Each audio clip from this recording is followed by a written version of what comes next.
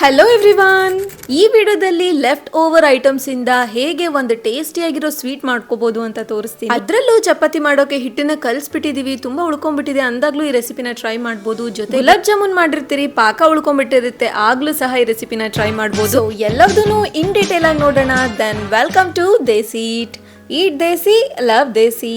ಹೇಗಿದ್ದೀರಾ ಎಲ್ಲರೂ?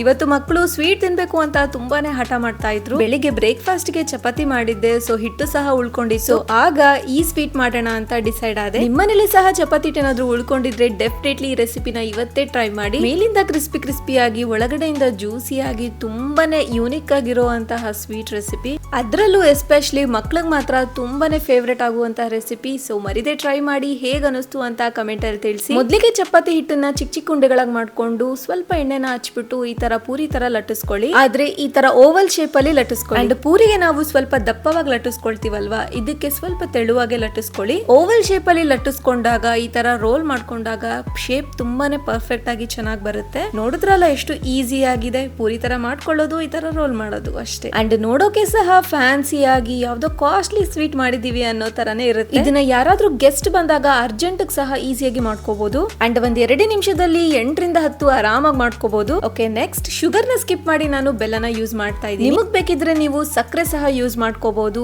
ಅಥವಾ ಗುಲಾಬ್ ಜಾಮೂನ್ ಪಾಕ ಏನಾದ್ರೂ ಉಳ್ಕೊಂಡಿದ್ರೆ ಅದನ್ನು ಸಹ ಯೂಸ್ ಮಾಡ್ಕೋಬಹುದು. ಸೊ ಒಂದು 1/4 ಕಪ್ ಅಷ್ಟು ಬೆಲ್ಲಗೆ ಅದ್ರ ಮುಳುಗೋಷ್ಟು ನೀರನ್ನ ಆಡ್ ಮಾಡ್ಕೊಂಡು ಪಾಕನ ಮಾಡ್ಕೊಳ್ಳಿ.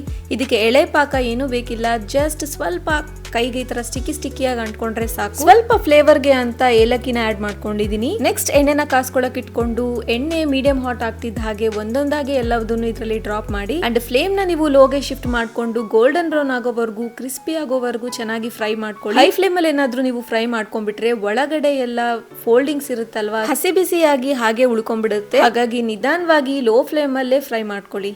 ಅಂಡ್ ಇದಾಗಷ್ಟರಲ್ಲಿ ನಿಮ್ಮ ಹತ್ರ ಒಂದು ಸ್ಮಾಲ್ ರಿಕ್ವೆಸ್ಟ್, ನೀವೇನಾದ್ರೂ ನನ್ನ ಚಾನಲ್ಗೆ ಹೊಸಬ್ರಾಗಿದ್ರೆ ಪ್ಲೀಸ್ ಈಗಲೇ ಸಬ್ಸ್ಕ್ರೈಬ್ ಮಾಡ್ಕೊಳ್ಳಿ, ಹಾಗೆ ಬೆಲ್ಲೈಕನ್ನ ಪ್ರೆಸ್ ಮಾಡ್ಕೊಳ್ಳಿ. ಸೊ ನಾನು ಯಾವುದೇ ರೆಸಿಪೀಸ್ ನ ಅಪ್ಲೋಡ್ ಮಾಡಿದ್ರು ನಿಮಗೆ ನೋಟಿಫಿಕೇಶನ್ ಬರುತ್ತೆ. ಅಂಡ್ ವಿಡಿಯೋನ ವಾಚ್ ಮಾಡಿ, ಲೈಕ್ ಮಾಡಿ, ಶೇರ್ ಮಾಡಿ, ನನಗೆ ಸಪೋರ್ಟ್ ಮಾಡಿ. ಓಕೆ, ಎಲ್ಲವೂ ಫ್ರೈ ಮಾಡ್ಕೊಂಡಿದ್ದಾಯ್ತು. ಎಷ್ಟು ಕ್ರಿಸ್ಪಿ ಆಗಿರುತ್ತೆ ಅಂದ್ರೆ ಇದನ್ನ ಹೀಗೆ ಸಹ ತಿನ್ಬಿಡ್ಬೋದು. ಸ್ವೀಟ್ ಅಲ್ಲದೆ ಸ್ಪೈಸಿಯಾಗಿ ಏನಾದ್ರು ತಿನ್ಬೇಕು ಅಂದ್ರೆ ಇದ್ರ ಮೇಲೆ ಸ್ವಲ್ಪ ಉಪ್ಪು ಹಾಗೆ ಖಾರನ ಸ್ಪ್ರಿಂಕಲ್ ಮಾಡ್ಕೊಂಡು ಹಾಗೆ ತಿನ್ನಿ, ಅದು ಸಹ ತುಂಬಾನೇ ಚೆನ್ನಾಗಿರುತ್ತೆ. ಇವತ್ತು ನಾವು ಸ್ವೀಟ್ ಮಾಡ್ತಿರೋದ್ರಿಂದ ಇದಕ್ಕೆ ನಾವು ಮಾಡ್ಕೊಂಡಿರೋ ಬೆಲ್ಲದ ಪಾಕನ ಹಾಕೋಣ. ಎಷ್ಟು ಬೇಕೋ ಅಷ್ಟು ಬೆಲ್ಲದ ಪಾಕನ ಇದಕ್ಕೆ ಹಾಕಿ ಚೆನ್ನಾಗಿ ಈ ತರ ಬೆಲ್ಲದ ಪಾಕದಿಂದ ಕೋಟ್ ಮಾಡ್ಕೊಳ್ಳಿ. ಮಾಡ್ಕೊಂಡಿದ ತಕ್ಷಣ ತಿಂದ್ರೆ ಕ್ರಿಸ್ಪಿಯಾಗಿ ಪಾಕ ಅಷ್ಟೊಂದು ಇಟ್ಕೊಂಡಿರಲ್ಲ. ಸೊ ಸ್ವಲ್ಪ ಒಂದು 15 ರಿಂದ 20 ನಿಮಿಷ ಬಿಟ್ಟು ಆನಂತರ ತಿನ್ನಿ, ಪರ್ಫೆಕ್ಟ್ ಆಗಿರುತ್ತೆ. ಸೊ ಫೈನಲಿ ಎಕ್ಸ್ಟ್ರಾ ಟೇಸ್ಟ್ ಗೆ ಸ್ವಲ್ಪ ಡ್ರೈ ಫ್ರೂಟ್ಸ್ ಪೌಡರ್ ನ ಸ್ಪ್ರಿಂಕಲ್ ಮಾಡ್ತಾ ಇದ್ದೀನಿ. ಸೊ ವಿಡಿಯೋ ಇಷ್ಟ ಆಗಿದ್ರೆ please like, share, comment and subscribe.